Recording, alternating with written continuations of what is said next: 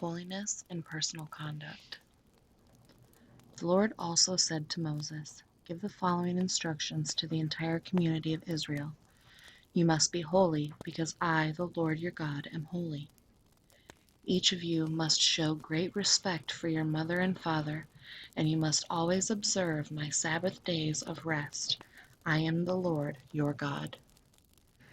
Do not put your trust in idols or make metal images of gods for yourselves. I am the Lord your God. When you sacrifice a peace offering to the Lord, offer it properly so you will be accepted by God. The sacrifice must be eaten on the same day you offer it, or on the next day. Whatever is left over until the third day must be completely burned up. If any of the sacrifice is eaten on the third day, it will be contaminated, and I will not accept it. Anyone who eats it on the third day will be punished for defiling what is holy to the Lord, and will be cut off from the community. When you harvest the crops of your land, do not harvest the grain along the edges of your fields, and do not pick up what the harvesters drop. It is the same with your grape crop. Do not strip every last bunch of grapes from the vines, and do not pick up the grapes that fall to the ground. Leave them for the poor and the foreigners living among you. I am the Lord your God. Do not steal. Do not deceive or cheat one another. Do not bring shame on the name of your God by using it to swear falsely. I am the Lord. Do not defraud or rob your neighbor. Do not make your hired workers wait until the next day to receive their pay. Do not insult the deaf or cause the blind to stumble. You must fear God. I am the Lord. Do not twist justice in legal matters by favoring the poor or being partial to the rich and powerful. Always judge people fairly. Do not spread slanderous gossip among your people. Do not stand idly by when your neighbor's life is threatened. I am the Lord. Do not nurse hatred in your heart for any of your relatives. Confront people directly so you will not be held guilty for their sin. Do not seek revenge or bear a grudge against a fellow Israelite, but love your neighbor as yourself. I am the Lord. You must obey all my decrees. Do not mate two different kinds of animals.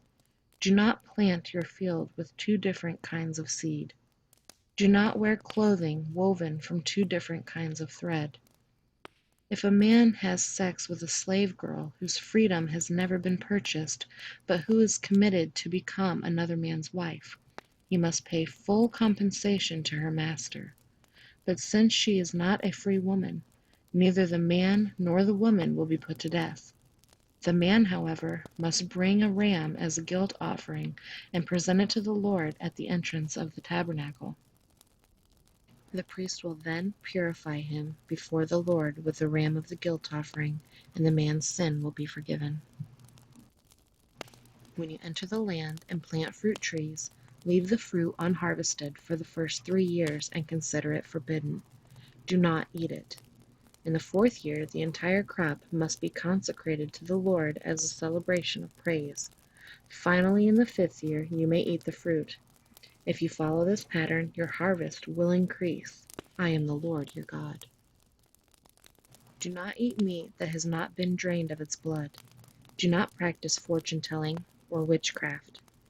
Do not trim off the hair on your temples or trim your beards. Do not cut your bodies for the dead, and do not mark your skin with tattoos. I am the Lord. Do not defile your daughter by making her a prostitute, or the land will be filled with prostitution and wickedness. Keep my Sabbath days of rest, and show reverence toward my sanctuary. I am the Lord. Do not defile yourselves by turning to mediums or to those who consult the spirits of the dead. I am the Lord your God. Stand up in the presence of the elderly and show respect for the aged. Fear your God. I am the Lord. Do not take advantage of foreigners who live among you in your land. Treat them like native-born Israelites, and love them as you love yourself. Remember that you were once foreigners living in the land of Egypt. I am the Lord your God. Do not use dishonest standards when measuring length, weight, or volume.